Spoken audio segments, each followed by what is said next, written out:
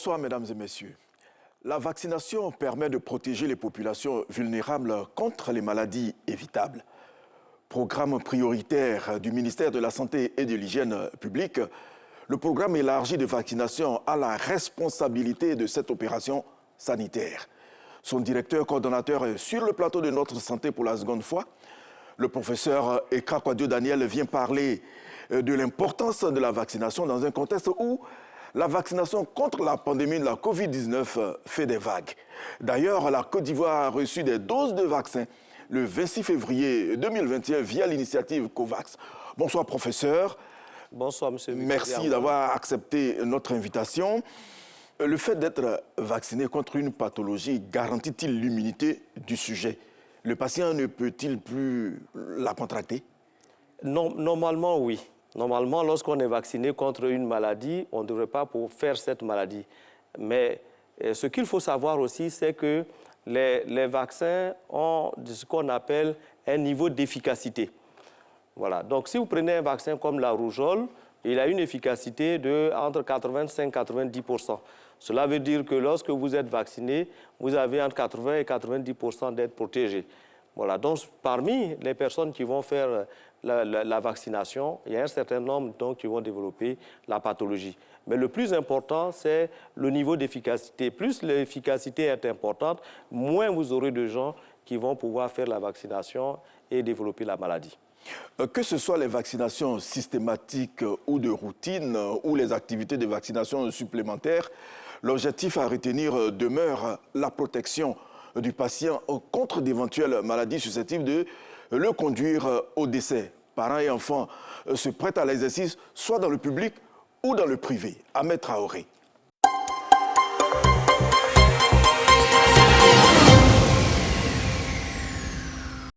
En Côte d'Ivoire, le programme élargi de vaccination PEV est l'entité chargée de l'entreposage des vaccins de routine pour les enfants de 0 à 11 mois et des vaccins contre le cancer du col de l'utérus pour les fillettes de 9 ans. Ces vaccins sont administrés gratuitement dans les centres de santé pour aider les couches vulnérables. Cette action vise à réduire la morbidité et la mortalité liées aux maladies prioritaires évitables par la vaccination. 10 vaccins protègent contre 14 maladies. Il s'agit entre autres de la tuberculose, la polio, la diphtérie, le tétanos, la coqueluche, l'hépatite virale 2, la méningite, les infections respiratoires aiguës, la diarrhée à rotavirus, la rougeole, la rubéole et le cancer du col chez les fillettes de 9 ans. Certains vaccins sont commercialisés dans les officines en pharmacie selon des critères bien précis. Il y a un certain nombre de maladies pour lesquelles les vaccins ont été élaborés. Ils sont censés protéger normalement contre la maladie.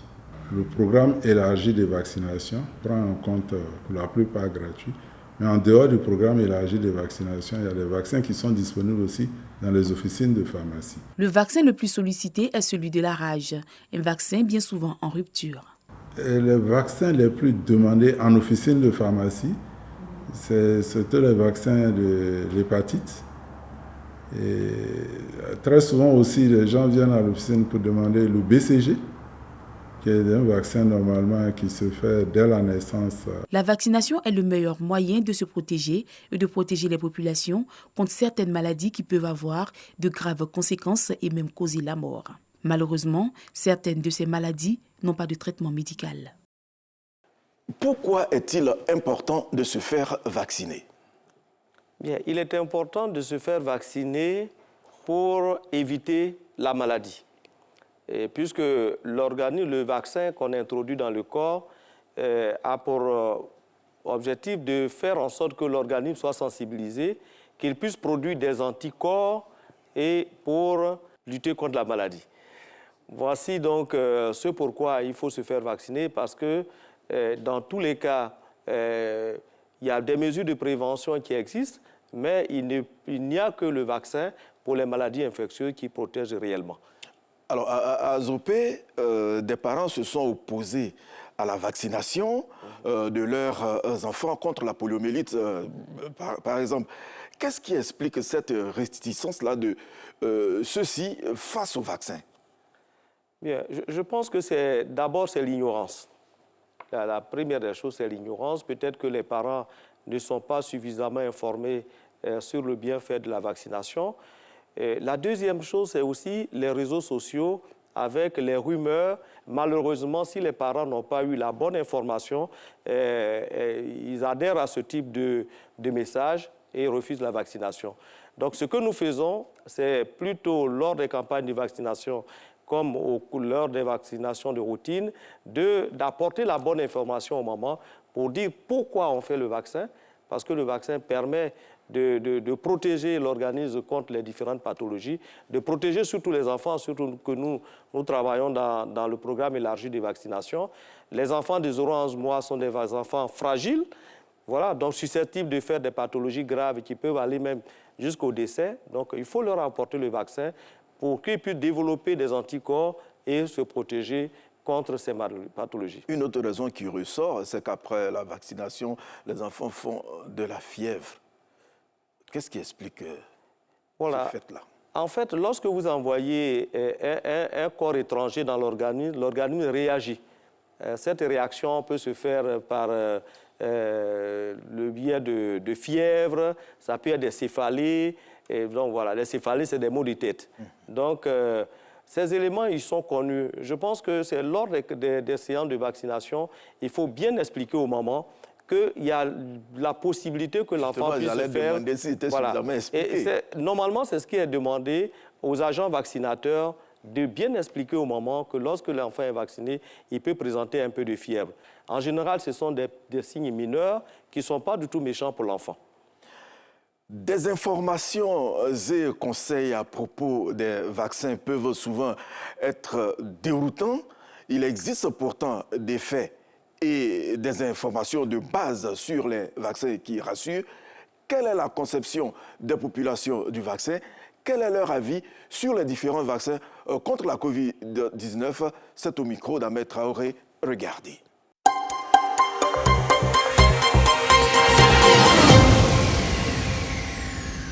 Un vaccin, pour moi, c'est un anticorps, donc un médicament qu'on admet au corps pour se protéger contre la maladie à venir. Donc, rendre les globules blancs plus solides pour défendre le corps, donc renforcer l'immunité du corps. Le vaccin, c'est un moyen préventif qui prévient quand même les maladies et que s'il y a lieu de soins, on le fait. À mon niveau, ce vaccin qu'on dit qu'on a trouvé, tant que moi je ne ferai pas vraiment le nombre de malades guéris, je ne pourrai jamais comprendre ça comme ça. Parce que tous les jours, on nous envoie des arguments de vaccins, on nous envoie les remèdes, des médicaments, quoi, mais on ne voit rien. Au contraire, même ça ne fait que s'empirer tous les jours. Chez moi, un vaccin, c'est un remède contre les virus et puis les maladies infectieuses. Moi, chez moi, c'est ça, un vaccin. J'ai vu, par exemple, en Europe, qu'ils ont eu un vaccin contre la Covid-19. Beaucoup, ils ont testé, qu'ils ont vu qu'à 95% et à 90% que c'est efficace contre la Covid-19. Un vaccin, c'est quand tu es malade, le geste dans le corps, que tu puisses guérir. C'est une grâce de Dieu. Tout le monde prie Dieu pour que tout aille mieux dans ce pays. Parce qu'ils ont trouvé ces vaccins, ça arrange tout le monde. Que chacun de nous puisse aller faire ce vaccin, que chacun de nous puisse participer aussi. Le vaccin, c'est un produit à titre préventif qu'on injecte dans le corps pour prévenir d'autres maladies. Si vraiment la découverte est réelle, c'est vraiment un soulagement pour tout le monde entier et pour tous les malades qui souffrent actuellement de Covid-19. Vraiment, c'est une très bonne chose. S'ils ont réellement trouvé le vaccin, c'est bon. Un vaccin, pour moi, c'est des injections qu'on fait aux gens pour éviter la maladie. Ça serait bien et je serais bien ravi même que vraiment qu'on ait trouvé un médicament pour ça. Sinon, nous tous, on est dans la peur et puis bon, rien n'avance et il y a eu même des compresseurs, tout ça là. C'est difficile. Un vaccin, bon, c'est un truc de préventif contre les maladies. Vraiment, si le vaccin a été vu, vraiment, ça serait une bonne chose pour toute la population. Les gens n'ont pas manqué de parler du vaccin contre la Covid, on va en arriver. Mais l'OMS donne l'assurance que le vaccin sauve des vies. Pourtant, il est encore combattu sous d'autres cieux. Pourquoi? Eh bien, en fait, il est combattu par ceux qui n'ont pas connu le passé avant le vaccin. Voilà. Lorsque vous prenez une pathologie comme la fièvre, la rougeole tue tous les enfants pour laquelle on fait les vaccins à 9 mois. Avant, il y a un adage qui disait que lorsque votre enfant n'a pas fait la rougeole, puisque quand la période épidémique arrive, les enfants qui ne sont pas vaccinés, en fait, en ce moment, il n'y avait pas de vaccin, les enfants qui n'avaient pas déjà fait la rougeole allaient faire nécessairement la rougeole, et la plupart d'entre eux, qu'on appelle mouraient. Puisque lorsque la période épidémique arrive, vous avez en tout cas de fortes chances que votre enfant puisse faire cette maladie, qu'il puisse garder des séquelles ou qu'il en meure. Voilà. Mais avec l'avènement des vaccins, on ne trouve plus des cas qu'on appelle de rougeole, par exemple. Moi, dans la formation des étudiants en médecine, par exemple, il y a certains qui vont terminer sans avoir vu un cas de rougeole. Mais ça, c'est l'effet de la vaccination. Donc, quand vous vous retrouvez dans un pays européen où la vaccination existe depuis des décennies, où la maladie a pratiquement disparu, on a l'impression que la situation était toujours comme ça. Ça a été toujours normal. Et donc, c'est pour cela que les gens maintenant regardent quelques effets secondaires qui peuvent survenir lors de la vaccination pour dire non, le vaccin n'est pas bon. Alors que ces effets secondaires peuvent arriver une fois sur peut-être 1 million, 10 millions d'enfants qui sont vaccinés. C'est véritablement négligeable. Voilà. Donc, les anti-vaccins utilisent cela, mais je peux dire que c'est parce que chez eux, là où on développe ces thèses-là, c'est parce que en réalité, le problème de ce type de pathologie n'est pas un problème véritablement de santé publique. Mais je pense que chez nous, ici, on ne peut pas se permettre de dire, par exemple, que le vaccin n'est pas bon, qu'on ne peut pas se faire vacciner. Je vais vous donner un deuxième exemple. Vous prenez la poliomyélite. Avant, on regardait pratiquement dans tous les villages, il y avait des enfants paralysés.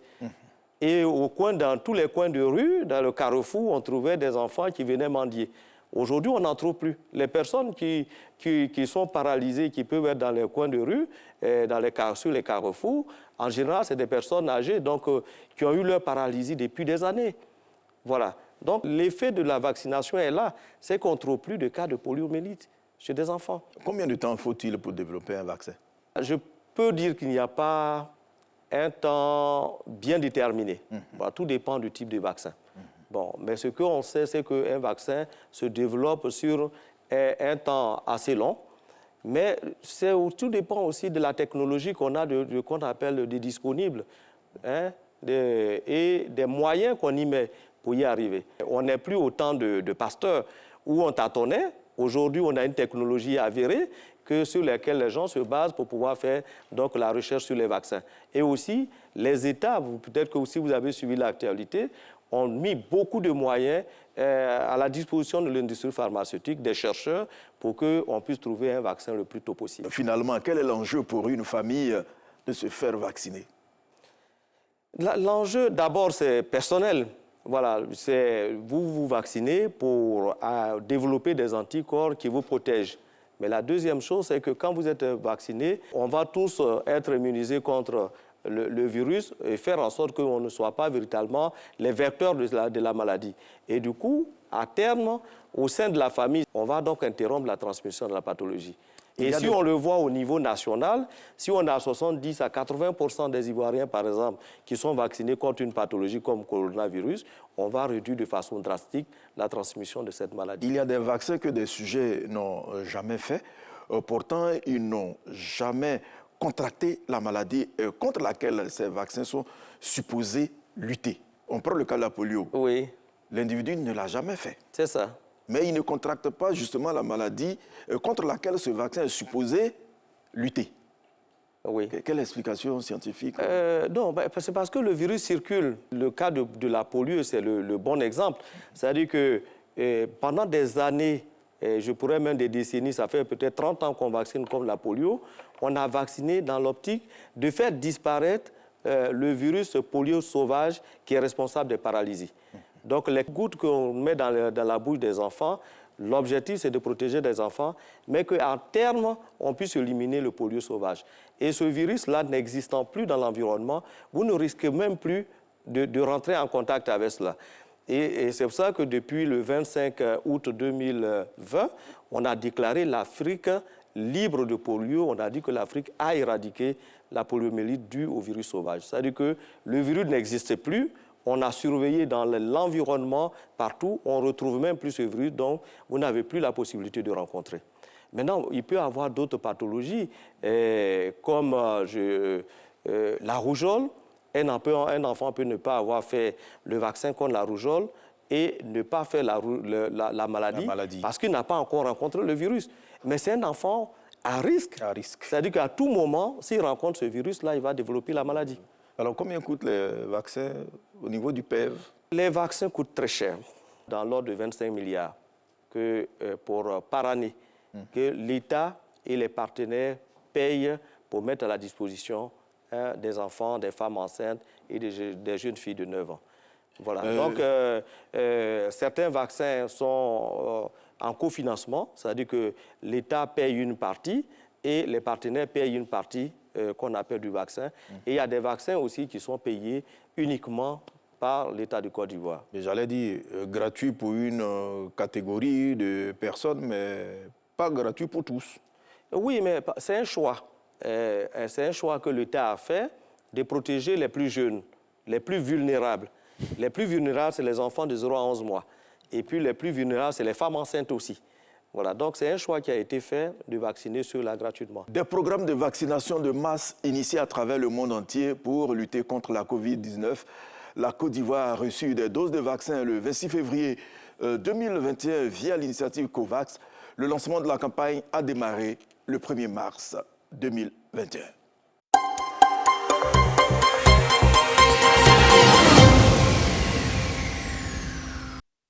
Mes chers compatriotes, la Côte d'Ivoire, à l'instar des pays du monde entier, a été touchée par la pandémie de la Covid-19. Beaucoup de nos concitoyens ont vu leur activité s'arrêter. D'autres se sont retrouvés en congé forcé, en chômage partiel, ou ont expérimenté le télétravail. Certains en sont malheureusement décédés, laissant leur famille dans le désarroi. Dès l'apparition du premier cas dans notre pays, le 11 mars 2020, le gouvernement en a fait une priorité avec l'appui de nos partenaires de développement, en particulier l'Organisation mondiale de la santé.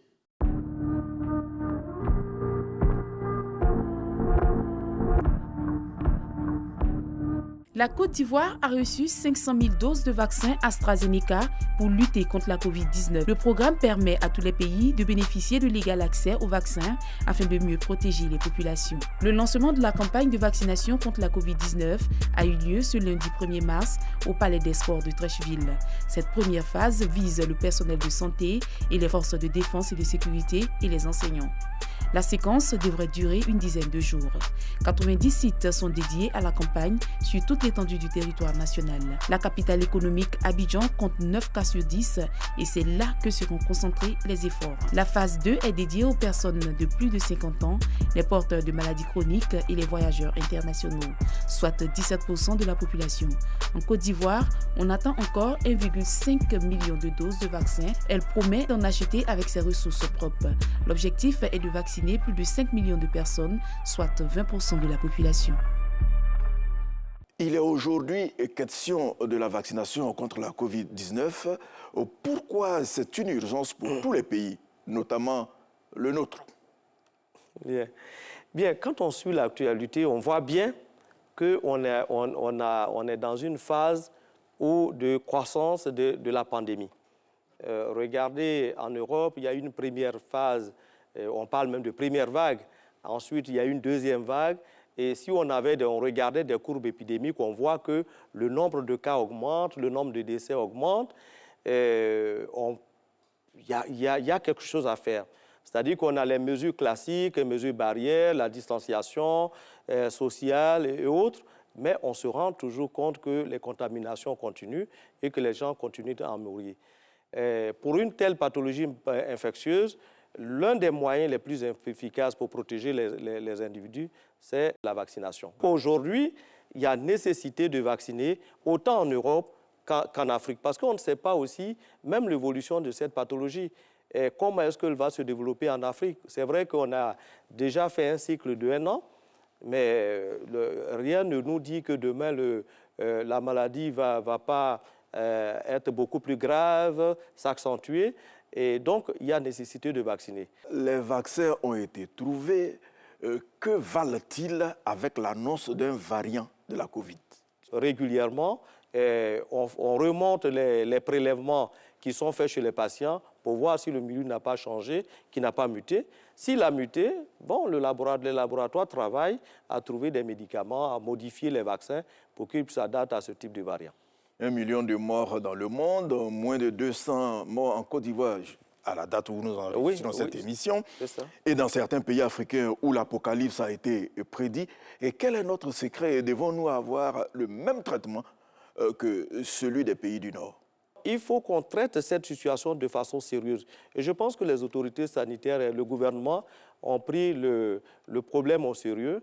C'est vrai qu'on a eu une très bonne gestion de cette pandémie avec la mise en place des centres de prélèvement, des centres de prise en charge et autres. Mais aujourd'hui, nous trouvons un moment où il faut vacciner, je pense pour une question d'équité et aussi de responsabilité même, faire en sorte que les Ivoiriens aussi aient accès au vaccin. Il est avéré que la Covid-19 est une pandémie mondiale, mais pourquoi le vaccin devrait être facultatif dans certains pays? Bon, d'abord, c'est parce qu'aujourd'hui, il n'y a pas suffisamment de vaccins. Donc, on ne peut pas dire qu'on va le rendre obligatoire quand il n'y a pas de vaccin. Si on avait suffisamment de vaccins pour tout le monde, on pourrait le rendre obligatoire. Mais il n'y en a pas. Pour nous, je peux donner le nombre de doses que nous avons reçues sur à peu près 19 millions de personnes que nous attendons vacciner. On a eu seulement que 500 000 doses de vaccins. Et ça, c'est parce que la Côte d'Ivoire s'est pris très tôt en développant un plan de vaccination qu'il a soumis à l'initiative COVAX et qui vaut le fait que nous avons aujourd'hui les vaccins. Mais les pays qui ne sont pas préparés très tôt vont attendre un peu plus longtemps avant d'avoir les vaccins. L'enjeu demeure la protection de papa, maman et enfants avec pour objectif la rupture de la chaîne de contamination. Se faire vacciner contre la Covid-19 et être en contact avec une personne non vaccinée comporte-t-il des risques? Peut-être pour celui qui est non vacciné, mais si vous avez quelqu'un qui est vacciné, mais qui aussi peut rentrer en contact avec le virus et donc peut héberger le virus dans sa sphère orale, et s'il tousse, s'il éternue, il peut transmettre la maladie. Beaucoup de rumeurs et de non-dits autour de ce vaccin ont créé la psychose chez une partie de la population. Quelle assurance le PEV peut-il donner à ceux qui ont encore des doutes? Je voudrais vous remercier la télévision ivoirienne de nous permettre de parler aujourd'hui de vaccination. Je pense que si l'information juste est portée à la population et bien expliquer le bien fondé de se faire vacciner et le bienfait de cette vaccination-là, il va y avoir une adhésion de la population à cette vaccination. La Côte d'Ivoire a démarré la campagne. Quelle est la cible prioritaire pour le démarrage de cette opération? Je vous l'ai dit tantôt, nous n'avons pas beaucoup de doses. On n'a que 500 000 doses. 500 000 doses à raison de 2 doses par personne. Donc, en fait, on ne va vacciner qu'à environ 250 000 personnes. Et donc, cette campagne, elle a démarré aujourd'hui. Le ministre d'État, le ministre Patrick Achi, a été la première personne à être vaccinée contre le coronavirus.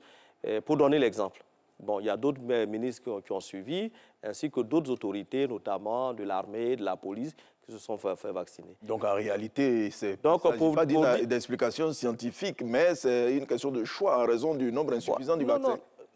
Oui, le fait qu'on ait choisi les cibles que nous avons choisies, c'est parce qu'il n'y a pas suffisamment de vaccins. Voilà. Si on nous envoie, on reçoit 19 millions de doses aujourd'hui, par rapport à notre plan que nous avons établi, mais nous allons faire la campagne sur l'ensemble du territoire.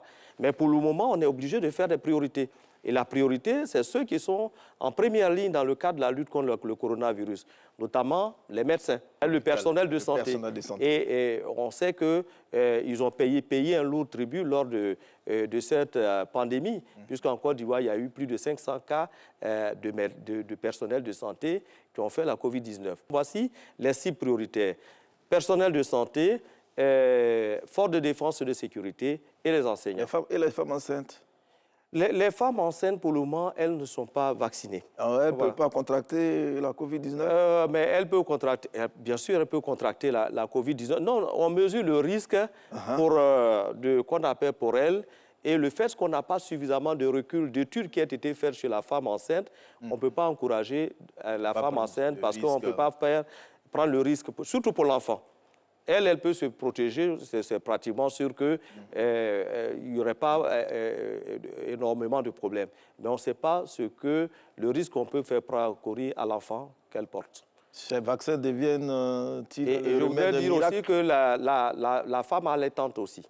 Voilà, elle aussi. Les vaccins deviennent-ils le remède miracle contre la COVID? Non, ce n'est pas le remède miracle. Il y a les autres qui ont fait quand même la preuve de leur efficacité.